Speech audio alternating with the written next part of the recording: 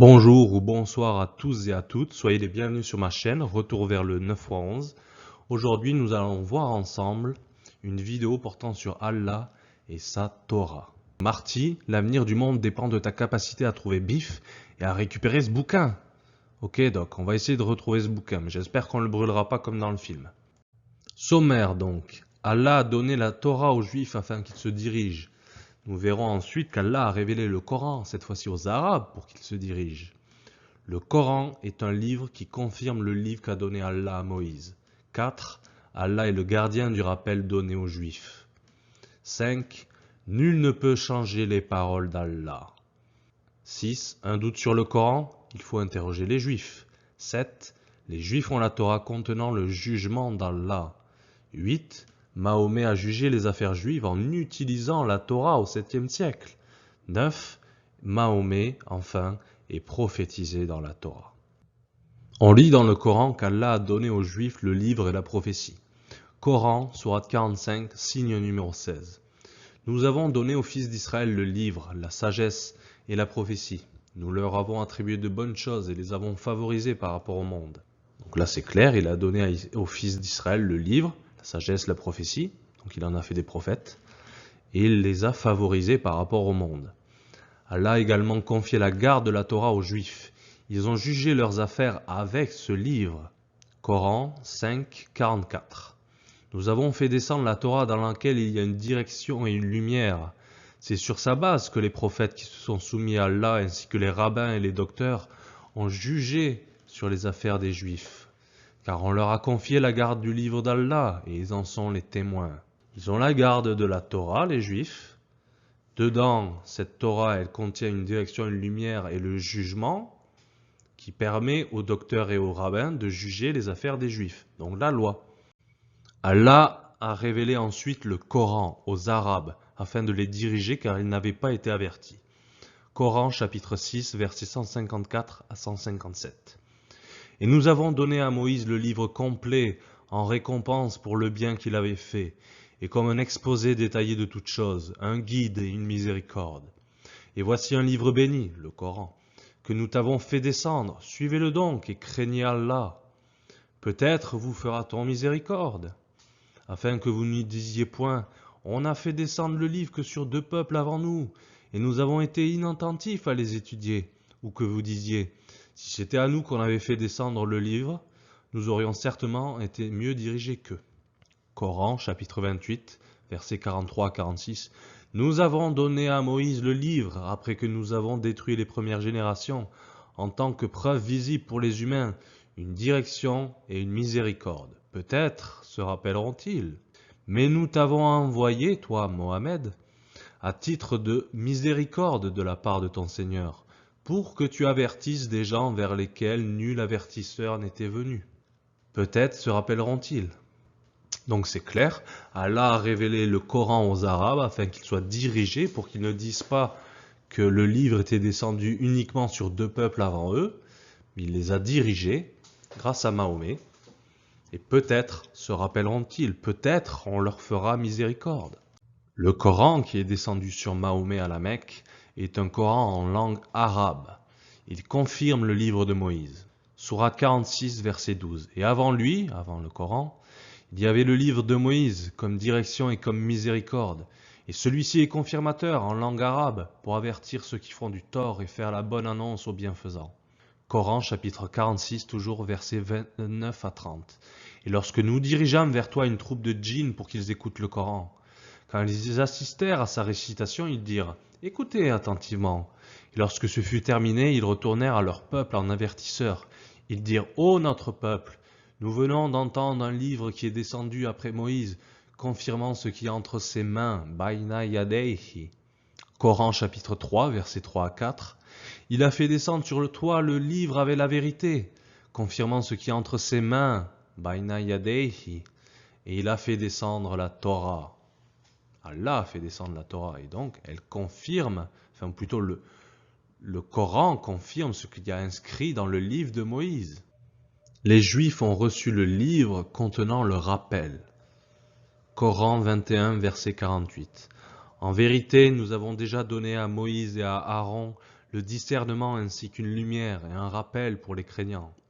Coran chapitre 40 versets 53 à 54. Nous avons donné à Moïse la direction et fait hériter aux fils d'Israël le livre, une direction et un rappel aux gens doués d'intelligence. Allah en est le gardien de ce rappel. Coran chapitre 15 versets 6 à 9. Et les Mécois disent « Ô toi sur qui on a fait descendre le rappel, tu es certainement fou. Pourquoi ne nous apportes-tu pas les anges si tu es du nombre des véridiques ?» Nous ne faisons, c'est Allah qui répond, nous ne faisons descendre les anges qu'avec la vérité. Et alors il ne leur sera pas accordé de répit. En vérité, c'est nous qui avons fait descendre le rappel et nous en sommes certainement le gardien. Donc les Juifs ont reçu le rappel et le rappel, c'est Allah qui en est le gardien, tout simplement. Les paroles d'Allah, que ce soit dans la Torah ou dans le Coran, ne peuvent être modifiées. Coran chapitre 18 verset 27. Récite ce qui t'a été révélé du livre de ton Seigneur. Nul ne peut changer ses paroles. Coran chapitre 6 verset 115. La parole de ton Seigneur s'est accomplie en vérité et en justice. Nul ne peut changer ses paroles. Si les Arabes doutent de leur révélation, Allah leur demande d'interroger les gens du rappel, donc qui ont reçu le rappel avant lui, avant Mahomet. Coran chapitre 10 verset 94. Et si tu en doutes sur ce que nous avons fait descendre vers toi, interroge ceux qui lisaient le livre avant toi. La vérité certes t'est venue de ton Seigneur, ne sois donc pas de ceux qui doutent. Coran chapitre 21 verset 7. Nous n'avons envoyé avant toi que des hommes à qui nous avons fait des révélations. Demandez donc aux gens du rappel si vous ne savez pas. Coran chapitre 16 verset 43. Nous n'avons envoyé avant toi que des hommes auxquels nous avons fait des révélations. Demandez donc aux gens du rappel si vous ne savez pas. Donc clairement, si vous avez un doute, les Arabes ou les musulmans, un doute au sujet de ce qui est descendu vers Mahomet, alors il faut se tourner vers ceux qui lisaient le livre avant Mahomet. Donc les Juifs avec leur Torah, les gens du rappel, ils ont reçu le rappel et Allah en est le gardien. Il faut s'adresser à eux si vous avez un doute. Dans le Coran, on voit ensuite Mahomet juger des affaires des Juifs selon le jugement d'Allah contenu dans la Torah, qu'il a fait descendre auparavant sur les Juifs, donc, sur Moïse. Coran, chapitre 5, versets 42 à 43. S'ils viennent à toi, les Juifs, sois juge entre eux ou détourne-toi d'eux. Et si tu te détournes d'eux, jamais ils ne pourront te faire aucun mal. Et si tu juges, alors juge entre eux en équité, car Allah aime ceux qui jugent équitablement. Mais comment te demanderait-il d'être leur juge quand ils ont avec eux la Torah dans laquelle se trouve le jugement d'Allah? Chapitre 5, versets 48 à 49. Nous avons fait descendre sur toi le livre avec la vérité, confirmant ce qui est entre ses mains du livre et pour prévaloir sur lui. Juge alors parmi eux d'après ce que Allah a fait descendre. Coran, chapitre 3, verset 93, dit « Apportez la Torah et lisez-la si ce que vous dites est véridique. » Donc clairement, on peut comprendre qu'à l'époque de Mahomet, la Torah était bel et bien disponible et que Mahomet devait l'utiliser pour juger des affaires juives et également, s'il le souhaitait, il pouvait également vérifier qu'elle était bien en conformité avec la révélation qu'il a reçue. Là, je vous ai mis un bon hadith dans lequel Mahomet déclare croire en la Torah et en celui qui l'a révélé et qu'il a utilisé cette Torah pour juger des affaires des Juifs. Sunan Abu Daoud, 44-49. Ibn Umar a dit, certains des Juifs vinrent et appelèrent l'envoyé d'Allah à Al-Kouf, et il vint à eux dans leur école. Ils dirent, ô Aboul Qasim, un homme parmi nous a commis un adultère avec une femme, alors prononce un jugement à leur encontre. Ils placèrent un coussin pour l'envoyé d'Allah, qui s'assit dessus et dit, apportez-moi la Torah. On la lui apporta. Il retira ensuite le coussin de dessous lui et il posa la Torah en disant « Je crois en toi et en celui qui t'a révélé. » Voici un autre hadith, cette fois-ci authentique. Il vient de la collection de Bukhari. Et là aussi, Mahomet va utiliser la Torah qui est disponible à son époque et nulle part il dit ne pas y croire ou qu'elle a été falsifiée, vous allez voir. Sahih Bukhari, donc, 45-56. Les Juifs apportèrent au prophète un homme et une femme de leur tribu qui avaient commis un délit d'adultère. Le prophète leur dit, « comment sanctionnez-vous celui qui parmi vous a commis un délit d'adultère? Ils répondirent, nous noircissons leur visage avec du goudron et nous les frappons. Il dit, ne trouvez-vous pas la sentence de la lapidation dans la Torah? Ils répondirent, nous ne trouvons rien dedans. Abdullah bin Salam, après avoir entendu leur conversation, leur dit, vous avez dit un mensonge, apportez ici la Torah et récitez-la si vous êtes véridique. Donc clairement, les Juifs ont la Torah avec eux. Les Juifs apportèrent la Torah.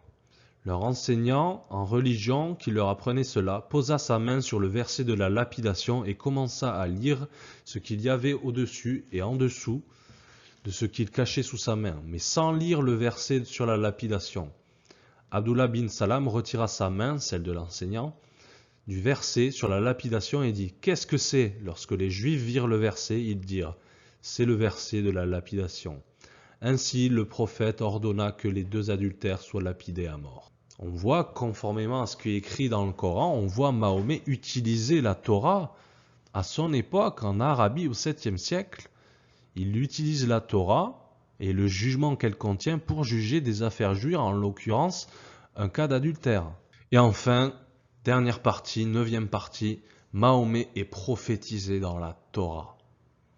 Ceux qui suivent Mahomet le trouvent mentionné dans la Torah. C'est ce qui est écrit dans la sourate 7 au verset 155, je lis. Ceux qui suivent l'envoyé, le prophète des gentils, qu'ils trouvent inscrit chez eux dans la Torah. Tafsir al-Jalalain. Ceux qui suivent le messager, le prophète non instruit, Mahomet, qu'ils trouveront inscrit dans leur Torah. Tafsir Ibn Abbas. Ceux qui suivent le messager, la religion du messager, le prophète qui ne sait ni lire ni écrire, c'est-à-dire Mahomet, qu'ils trouveront avec ses traits et sa description décrits dans la Torah avec eux. Tafsir Ibn Kathir. Ceux qui suivent le messager, le prophète qui ne sait ni lire ni écrire et qu'ils trouvent écrit avec eux dans la Torah, c'est la description du prophète Mahomet dans les livres des prophètes. Ils annonçaient la bonne nouvelle de son avènement à leur nation et leur ordonnaient de le suivre. Ces descriptions étaient encore visibles dans leurs livres, comme le savent bien les rabbins. Tafsir Maoudoudi. Il y a des références claires dans la Bible à la venue de Mahomet. Comment voulez-vous croire, mes amis musulmans, qu'Allah ait pu permettre de perdre l'authentique de la Torah s'il déclare en même temps dans le Coran que Mahomet est prophétisé dans la Torah? Pour qu'une prophétie s'accomplisse, il faut pouvoir la vérifier.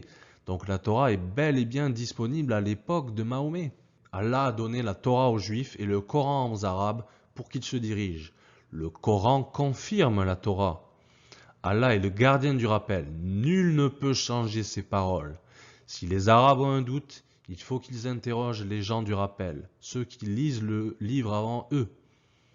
Mahomet a jugé des affaires juives avec la Torah contenant le jugement d'Allah. Et enfin, Mahomet est prophétisé dans la Torah. Mes amis musulmans, je vous lance un défi. Seriez-vous capables de nous apporter un exemplaire de la Torah qui était disponible à l'époque de Mahomet, confirmant le Coran? Il faudra bien sûr retracer son origine afin d'être certain qu'il s'agit d'un authentique exemplaire de la Torah qu'a utilisé Mahomet. Si vous y parvenez, seriez-vous capable de nous présenter un verset non équivoque, clair, sans aucune ambiguïté, annonçant la venue de Mahomet, le prophète des gentils? Si vous n'y arrivez pas, alors pouvez-vous citer un seul verset coranique ou une parole de Mahomet qui soit non équivoque, claire, sans aucune ambiguïté, qui affirme que le texte de la Torah n'était pas disponible à son époque? Contrairement à ce que fait l'islam, l'Église, elle, n'a pas renié la Torah ni les livres des prophètes. Bien au contraire, elle a retenu 46 livres pour l'Ancien Testament et en a ajouté 27 pour le Nouveau Testament. Ensemble, ils forment le canon biblique définitif, tel que défini au Concile de Trente par l'Église. L'Ancien Testament, dont fait partie la Torah, constitue donc la première partie de la Bible. Ainsi, n'importe quel lecteur y a accès et peut, par exemple, vérifier les prophéties annonçant la venue du Messie. Nous attendons donc que vous présentiez un exemplaire de la Torah avec la mention claire de Mahomet dedans, et si vous en êtes incapable, alors il faudra que vous trouviez une pirouette pour nous expliquer que la Torah a disparu depuis l'époque de Mahomet. Bon courage!